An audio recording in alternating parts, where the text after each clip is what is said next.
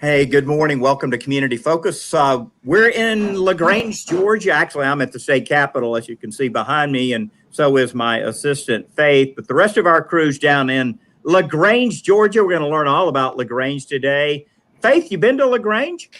I have not. I may have been through LaGrange, but I don't think I've been to LaGrange yet. Oh, well, I've got the mayor here. We're going to talk about my experience with LaGrange. We've got Sergeant Smith. He'll be on at the end. Sergeant, thanks for taking time out. I hope there's not a crime wave while you're on our show today. Appreciate you being here. Rick with Kia, he's the senior manager for team relations over there. Ernest Pickett's here. He's going to talk about sustainability in LaGrange. And yes, sustainability is a big part of what they're doing. And the mayor, Mayor, we don't get to see each other enough. Well, you haven't been to LaGrange recently, Commissioner. We need to get you down here. We got to get Faith down soon. Yes, definitely. I came through LaGrange, I guess a couple of weeks ago. In fact, I text Allie Kelly, who runs the Ray down there, a note saying, Allie, we got to get these crepe myrtles. We got to get these crepe myrtles on 85 trim as we go through LaGrange. It's a part of beautifying the Ray, and so she's working on that with DOT.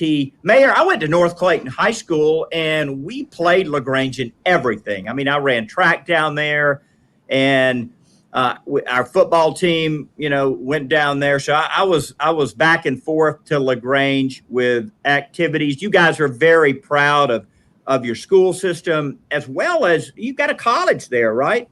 We do. We have LaGrange College, which is actually the oldest private college in Georgia. Started in 1833 here in LaGrange. It's a Methodist college, about 1,000 students, but really doing well. Very much a part of the community. Brings a lot of cultural resources to our town of our size.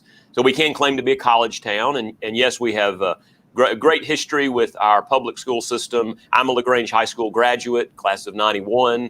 And of course, LaGrange High has a great tradition of athletics as well as academics in the community, something that we take a lot of pride in. Yeah, our commission has gotten involved in your community because of the Ray, which was named after Ray C. Anderson, who founded Interface Carpets. And did you ever have a chance to get to know Ray Anderson or his family? So I did. I mean, I met Mr. Anderson on a number of occasions, and actually his daughter Harriet is my neighbor. Lives just kind of right down the street from me. I know the family well. Ray Anderson's a great story of entrepreneurship. Born in West Point, which is just 15 minutes south of LaGrange. Went to Georgia Tech, came back to LaGrange, worked for Callaway Mills. Of course, we are historically a textile town. And then in 1973, he started Interface. At that time, it was called Carpets International, but then it later changed its name to Interface. But he started it here in LaGrange. And Interface, still to this day, is one of our largest employers, makes a lot of textile products here in our community. A great story and legacy.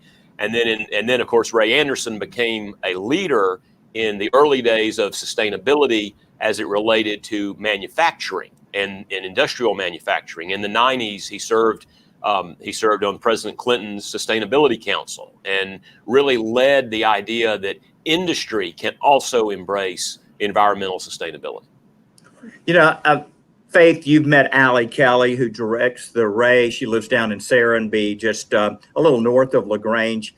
But Allie has kept LaGrange on our radar. And I know that solar array that we approved in your right-of-way at exit 14, that is something I'm really proud of. Do you get a lot of comments on that? We do. I get a lot of questions about it, and I get a lot of compliments, and people want to know, how did this happen? And it gives me an opportunity to talk about the Ray, which of course is the stretch of highway from exit 18, just north of LaGrange, all the way to the Alabama line, that stretch of highway that's named after Ray Anderson, or in his memory. It gives me a chance to talk about that, but it also gives me a chance to talk about partnership and the fact that, yes, this was initiated by the Ray Anderson Foundation, and the Ray, sort of led the charge for it. but it required a lot of partners. It required approval from your commission. We appreciate the Public Service Commission, supporting that. It required the DOT approval. It required work with Georgia Power, because Georgia Power actually was involved in the installation there. And so a lot of moving parts to it, but I think it's unique. I mean, I'm not aware of a similar solar panel installation on an interstate highway in Georgia that I'm not familiar with, but I think it's a great use of that right of way, and it really makes a statement about our community and our community's commitment to sustainability. We'll have Kia on later in the episode with Rick Douglas, but having Kia on the Ray and having a foundation like the Ray C. Anderson Foundation kind of pushing for projects, I really think for years to come, Mayor, you guys are going to have an opportunity to do things there, pilot projects, other things that no one else in the state is doing, because you have built such a team. I mean, that's fantastic. No, we're very proud of it, and I think it says a lot about our community, but it also becomes a model for other communities to follow, to say that yes, you can bring all the players together, bring Kia to the table, our large manufacturers, the state, the city, the county. Everybody has been a part of that conversation, and it's something that we've definitely embraced locally. Yeah. Last question, Mayor. If we think about things going on, in LaGrange, and I'm not privy to everything that you guys are doing, because, I serve the entire state, so I get around. But what are some of the headlines that you want folks to know about what's going on in LaGrange right now? So I'm very proud and very excited about what's happening in LaGrange and really throughout Troup County. We have a lot of activity, a lot of new businesses coming to town, a lot of business expansions. It really is an exciting time to be in LaGrange and in this community. I tell people sometimes that LaGrange is a small city, and we have managed to maintain our identity. We're a city of 30,000 people. We've managed to maintain our own identity, but we are strategically located along an interstate corridor, less than an hour from downtown Atlanta and the Atlanta airport, close to Columbus, Auburn, Opelika. You can get anywhere you need to get in a very short period of time, but yet we still maintain that small town charm. Of course, we've historically been a manufacturing city, as you know, Commissioner, talking about textiles, talking about Kia. I mean, we still are very much a center of manufacturing for our region. That's something we're proud of. But what it does is it brings a lot of new activity and a lot of vibrancy to our community, and that lets us invest in things like our downtown and our parks and other resources. And of course, you can't deny the fact that it's great to be sitting alongside West Point Lake, which is a 26,000 acre lake here in our community. So there's a lot of tourism activity in the community, and that's something we're excited about. So we're going to definitely get Faith down here soon, and Commissioner, get you back anytime. Yeah, I need to come down, speak to the Rotary or the Kiwanis, and just give an update on Georgia's energy future and what's happening, and then maybe see some of your projects. Mayor, thank you. Have a great day down there today. Thank you, Thanks, Commissioner. Mayor. Thank you, Faith. Hey, we've got Ernest Pickett with us. Ernest, the former housing authority in LaGrange had a name change. Wow, you guys changed it to the Phoenix. How did that come about?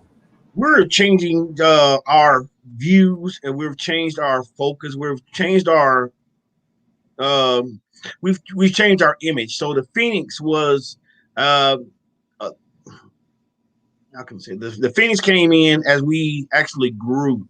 We brought on the Phoenix because our mission here is housing. So with the Phoenix came along our voice, and that voice became a voice of saying, okay, we're rising from the ashes. The housing authority here, it was a 60-year-old complex, and now we need to get into the 21st century. So Our mission and our goal was housing.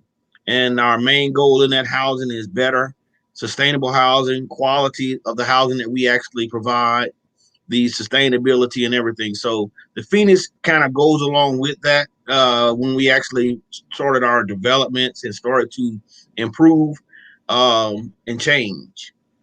Ernest, So I saw this in Savannah with the housing authority there trying to lower the utility cost in a housing project, because if you've got, old housing authority stock, and it's not well insulated, and the electric prices is out the roof and the gas prices are out the roof. You got people there really with a very fixed income, and it just puts an undue burden on them. So by improving the energy efficiency in housing authority property, you really do a favor to everyone there.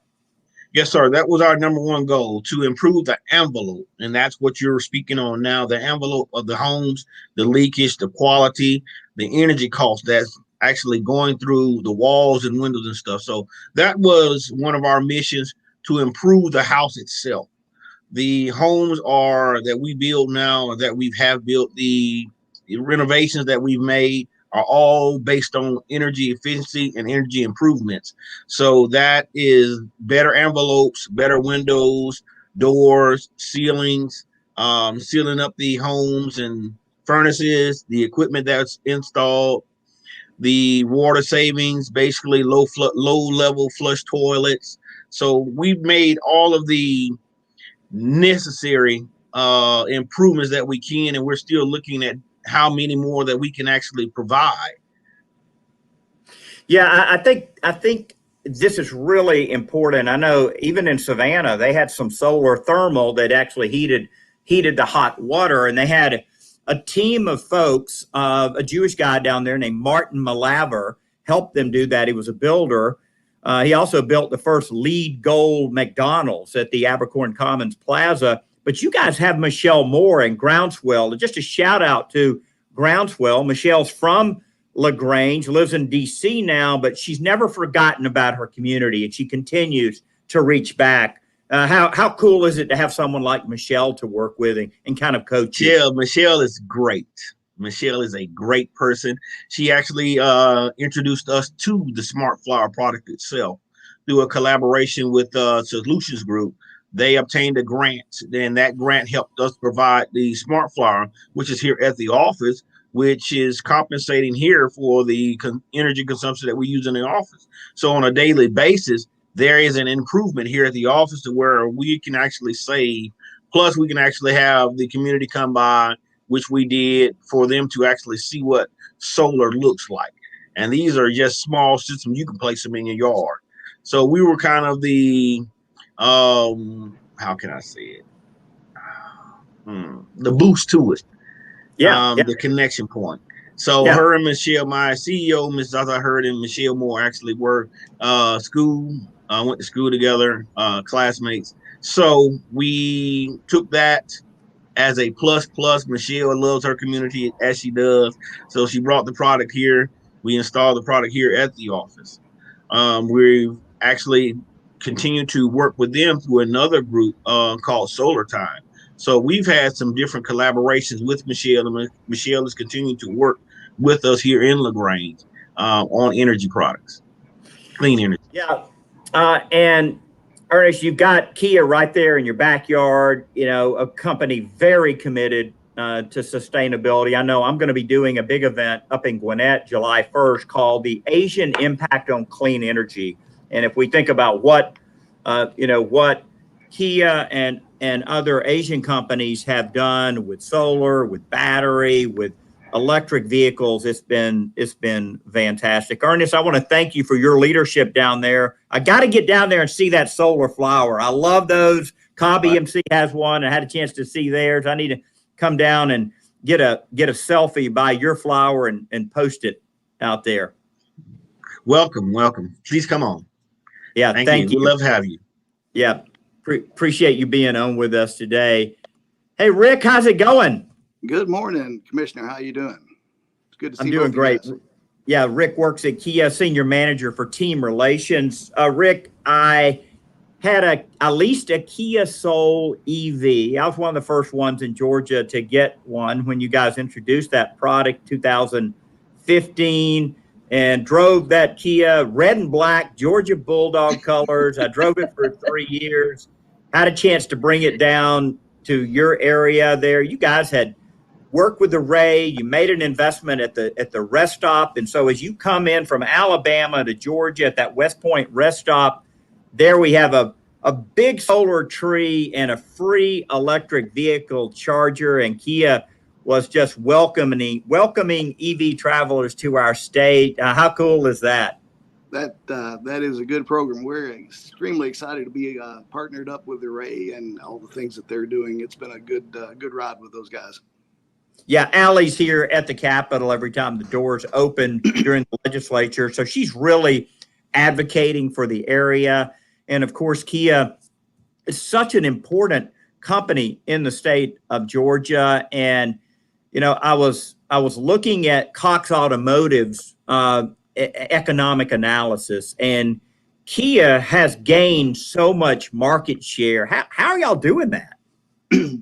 Well, I think it's a multifaceted approach towards better designs and improved quality, dedication over our model life. And we've been very successful in West Point with our facility there. We've in 10 years, we've achieved J.D. Power Awards for our models that we build. We've 40% of Kia product that is sold in North America comes out of West Point. And our brand has been named for the last 4 years in a row the top mass market brand in the J.D. Power initial quality survey. And I'm sorry, go ahead. Cox Automotive's research at their auctions reflect that as well. They own Manheim Auctions, as you may know, and I'm very involved with their electric mobility facility up at their Pivot facility at 2244 Metropolitan. And they're just leading the way on this, but their data showed Kia's really, really coming on strong. Let me ask you about a couple of the education workforce development projects you guys have been in. Tell us about AWIM and what that's involved. AWIM is the name of the program is a World in Motion. It's an SAE sponsored event that we are partnered up with school systems in Troup County and others. It's a STEM-based educational experience where the program provides hands-on activities to students to exercise the STEM disciplines. It allows them to do some critical thinking, critical analysis, problem solving, and it progressively gets more complex. The program that we sponsor starts in kindergarten and goes through the 8th grade, but it teaches a lot of the basic disciplines that would be beneficial in most any technical background career as they move forward. And it sets the stage for some other activities as they get into middle school and high school, heading into their mid-teens and young adult years. It's been a very productive activity for us. We've been doing it since 2012, sponsoring, I should say, since 2012. So we're just now starting to see the results of that coming out of high school and into the workforce in some cases. And some of our recent hires have actually benefited from the A1 program in their school years in Troup County. That's really cool. Faith, I don't have any aptitude for anything construction or hands-on. You know how pitiful I am, but it is, and you've got a husband that does have that aptitude, but it is important to identify that early, right? And encourage, once you have a person that's got an engineering aptitude or a mechanical aptitude, you need to nurture that. I mean, your husband, is very handy. You guys built your own house. I mean, I wish I could do something like that. We did, but you have children who have those skills. You have a daughter who she and her husband just finished a house, but you also have kids that work on cars and race and build and all kinds of things, mechanical. Yeah.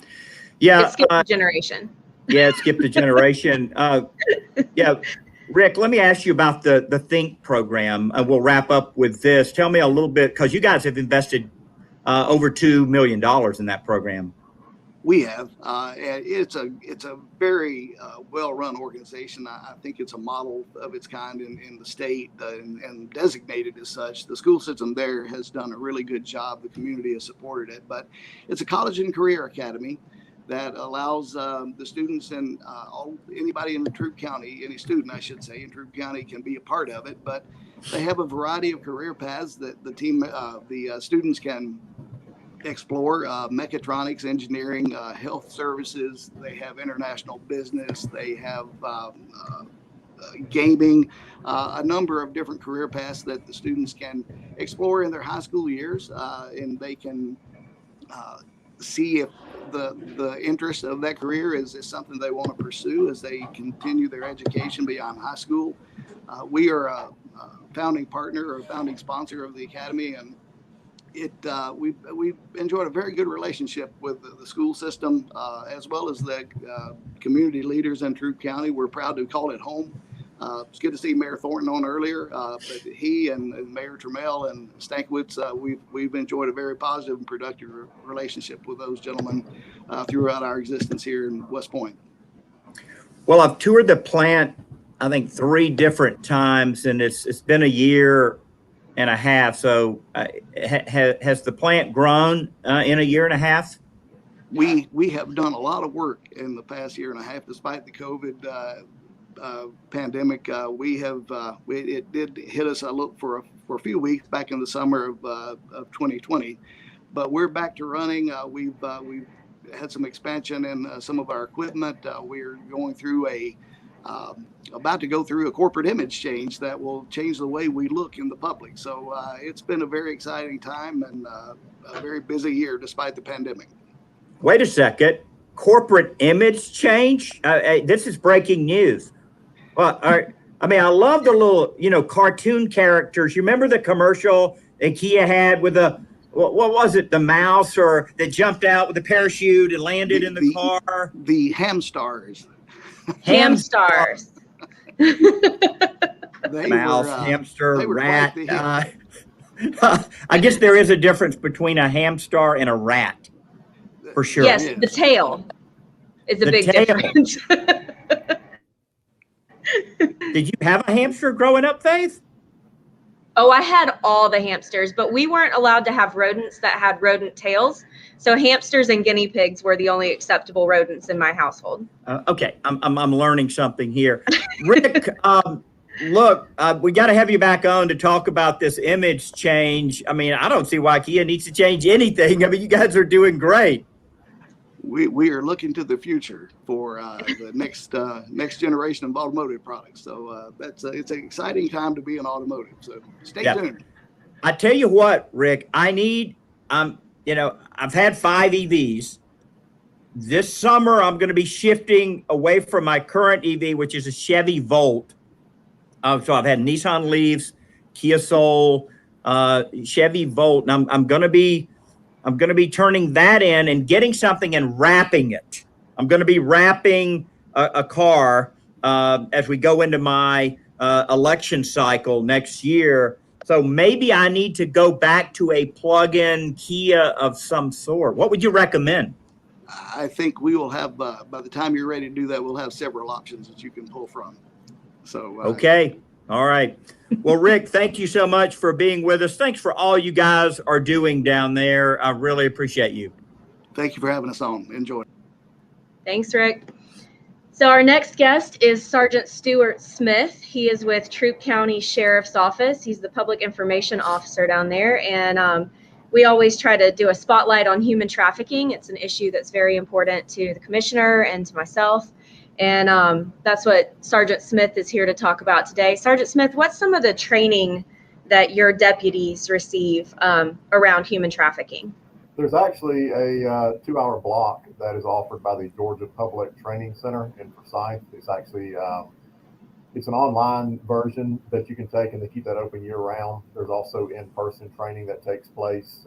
We've offered it here at the Sheriff's Office, and there's other facilities that do that. And it basically just spotlights the human trafficking aspect, what to look for as a patrol officer, how to assist the victims, and just the general, red flags that may show up as far as the human trafficking goes, if you want to make a case about that. Okay. What are some of those red flags that your deputies would be looking for? Say you've got deputies on patrol. I know you've got a couple of big interstates that run through LaGrange. You've got deputies out there.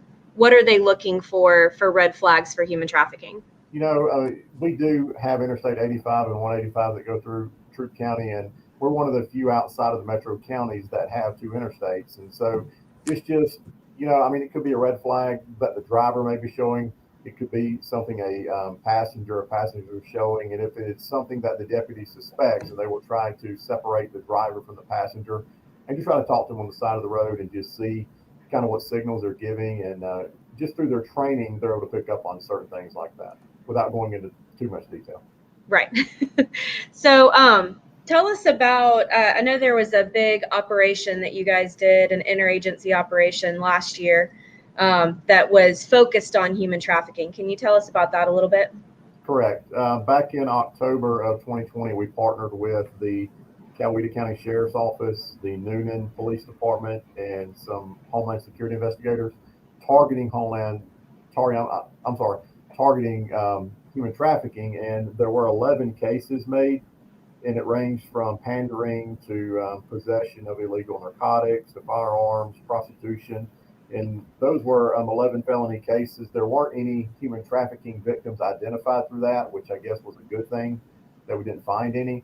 But again, the focus was on that, and it was a sting operation using certain apps or websites, and they made contact with the Johns or whatever. And then those people came to the physical location, and those arrests were made on site there.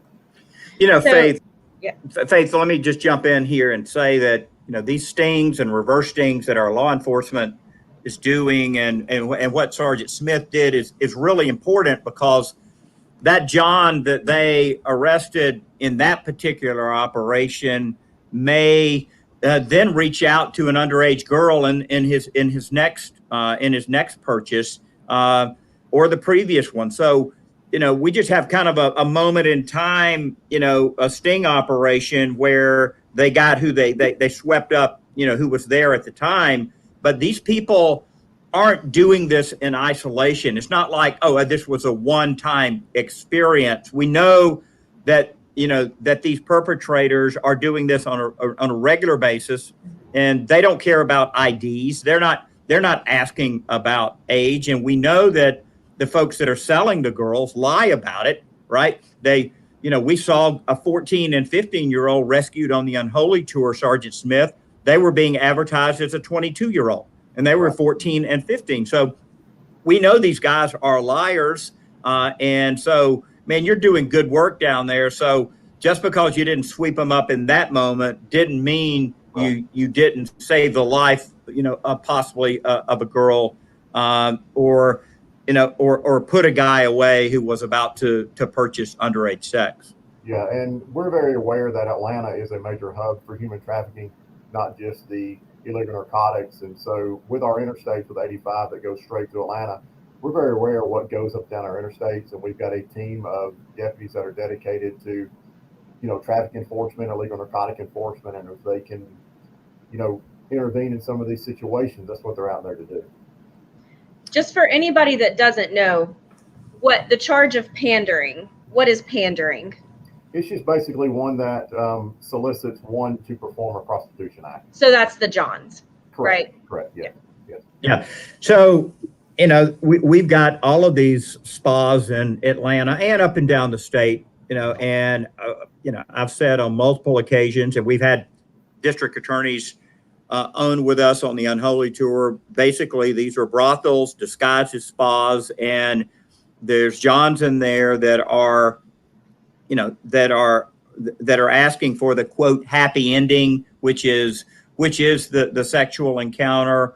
And I don't know if you saw this, Sergeant Smith, but New York just dropped 915 indictments in spa cases as a result of, I guess, the political correctness, sweeping the country.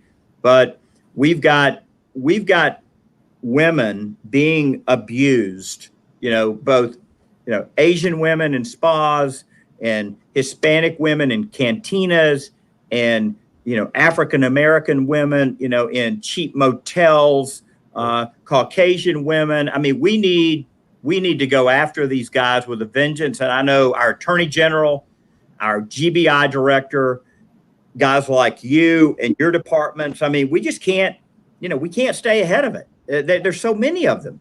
Right. Yeah, I don't know.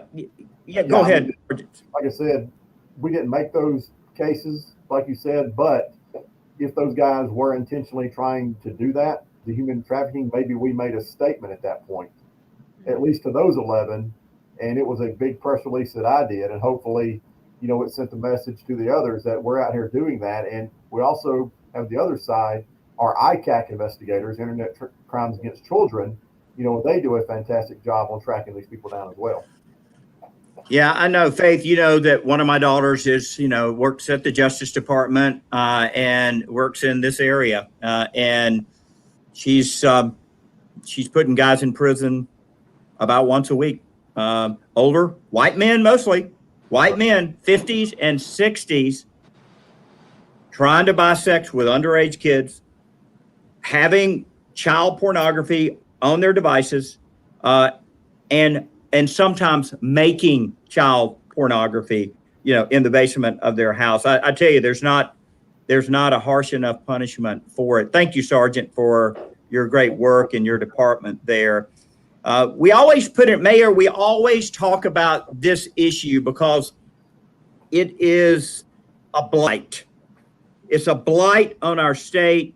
And I know at GMA, Georgia Municipal Association, you interact with those guys on a regular basis. You remember, I know it grieves mayors. It grieves them around our state. And it just is so difficult to get ahead of it. And I know you're proud of the work that the Sheriff's Department's doing. I am, and again, it requires all hands on deck. It requires the local law enforcement like LaGrange Police, Troup County Sheriff. It requires the GBI. It requires just requires all the interagency cooperation. Some of what Sergeant Smith was talking about, working with Coweta County, because crime doesn't respect political boundary lines, and so we have to all work together and recognize this is a scourge on our society, and we've got to. We've got to deploy our resources. And so I appreciate you, Commissioner, always bringing attention to it. And I appreciate, the folks you mentioned, Director Reynolds, GBI, Attorney General Carr, all the Governor Kemp, everyone who has made this, and I guess First Lady Kemp as well, who has made this such a critical issue, because we've just got, we can't ignore this. We've got to respond to it. And particularly a community like ours, small community, yes, but a community on the interstate corridor, we have to always be alert and attentive. Yeah, thank you. I want to thank our guests for being on, Mayor. Thank you for your leadership. Ernest, for your work in sustainability with the Housing Authority. Rick, all the great things Kia is doing in our state. You guys are just such a fantastic part of not only economic development, but just improving the nonprofits and education. And you're just right there in the community. And Sergeant, for your work, appreciate that. Faith, where are we going next week? Next week we'll be in Buford, up in Gwinnett County, and then we'll be in College Park, and then we'll wrap May up with a visit to Athens, which is your alma mater, Commissioner. Yep. Looking forward to all of those. We want to thank everyone for tuning in to Community Focus. You can always catch this rewind on YouTube or Twitter or any of my Facebook accounts. And we hope to run this also on the public access channel down in Troup County as well. So you guys have a great week and a great weekend, and we'll hopefully see you soon down on LaGrange. Thanks, Take everybody. Thank you for having us on. Bye-bye. Appreciate it. Bye-bye.